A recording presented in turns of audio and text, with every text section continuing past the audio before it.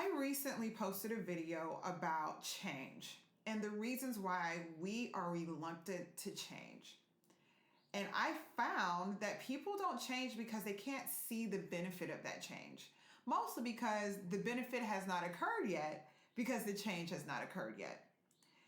Changing your habits is not something that people are actively marketing to you.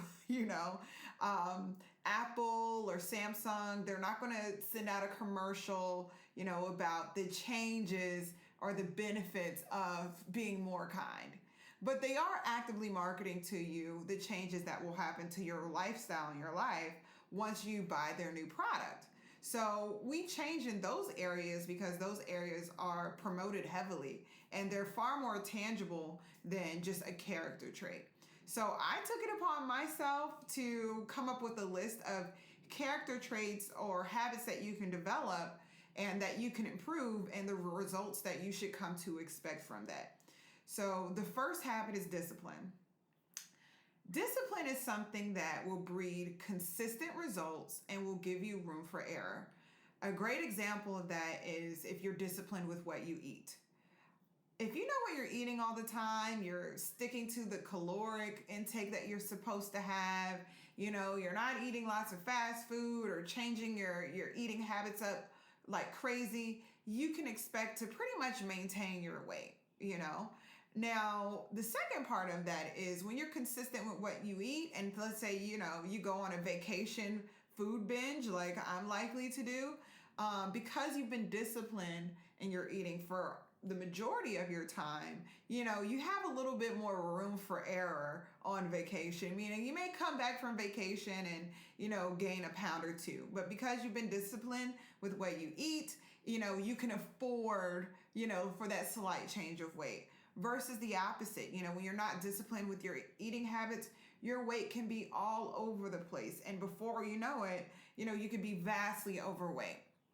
So that's just like a tiny, example of what discipline can do. It breeds consistent results. So if you're noticing that your results are all over the place, it's most likely because you're inconsistent with what you're doing.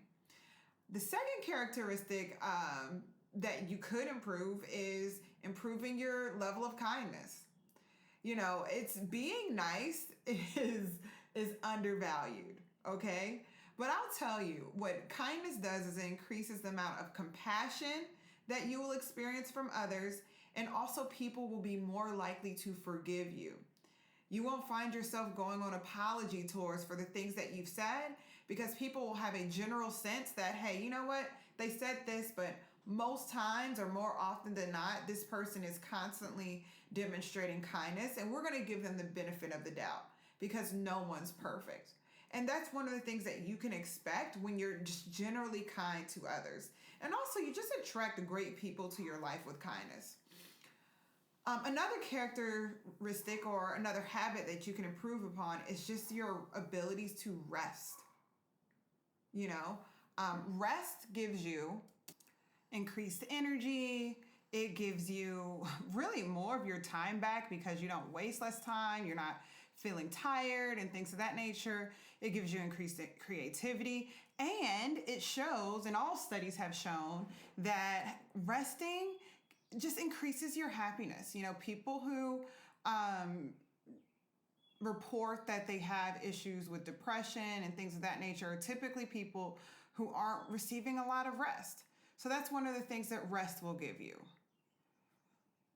Another area that we can improve is our planning.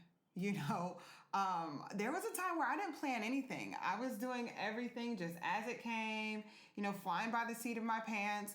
And what I found is that's stressful, and not only is that stressful, I couldn't expect a certain result. But when I'm planned and I'm organized, I just find that life is just smooth. I'm less stressed and I can expect targeted results. Okay, this next habit is one that I'm still trying to develop. And let me tell you, it's hard. And that is patience. If you can change and learn how to become more patient, you can expect to experience improved trust from the people around you and improve vulnerability. If you're always losing your patience, people are not going to be honest with you. They're going to be fake. Okay, and they're just not going to trust you, or they're not going to trust their feelings in your hands. So if you want to get things done and you want people to trust you and to be honest with you, you've got to increase your patience. Now, another area is honesty and integrity. And what that does is it just gives you more opportunities and greater trust from those around you, especially people who aren't necessarily your peers. Well, yeah, your peers too, but also people who have opportunities to give. The more that you're honest with them, the more that they feel like they can trust, opportunities into your hands. A great example of mine is I've been entrusted to run people's businesses, and to advise them. And a lot of the reasons why I've been entrusted to do so is that they can trust that I'm going to be honest and that I'm going to operate with integrity, and that they don't have to, just go through my activities with a fine-tooth comb. So, increase your honesty, increase your integrity. Have more honest conversations, more direct conversations, and people will be able to trust you more, and they're more likely just to give you more opportunities. Another area, and this one is one of my favorites, especially if you're working with a group of people or you're managing a team, and this one is transparency. Okay, letting people know what is going on behind the scenes, out front. People need to understand what's going on. And what happens when you improve your transparency is their commitment increases. They're way more likely to commit to the task at hand, to commit to the organization, to commit to the relationship, because you haven't operated in the gray area. People know what's going on. And one of my mentors once said that people don't mind negatives, they just hate surprises. But they can handle something, being negative, or they can handle bad news. They just don't want it to be a surprise. They want to know when you know. Or they want to know as soon as it makes sense, for them to know.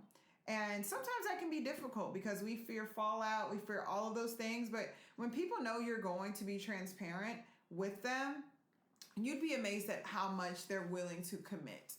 And that leads into the next thing that we can improve, which is our communication.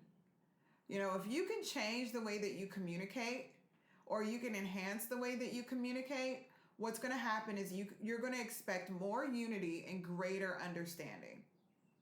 The best communicators are also people who have the most followers.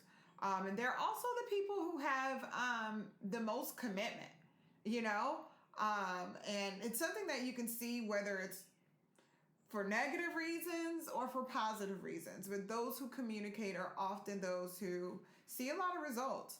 So increase your communication, and expect to see that unity and expect to see understanding. And the last two are collaboration and intention. Anytime you can work together, or learn to work better with others, you're going to expect, or you should expect, an increase in performance over a shorter period of time. Because 2 hands can always get more done than 1. And if you can get 10 hands on the job, that's even better, right? So increase performance in shorter timelines.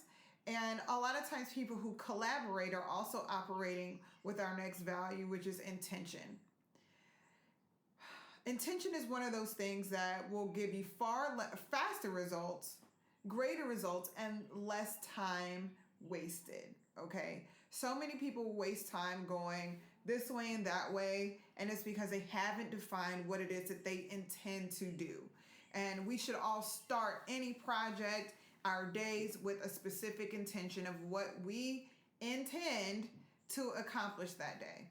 So these are just a few areas that are a few areas in our lives that we can change, and some of the results that you can expect to go along with it. And as far as I'm concerned, every single one of these results are positive.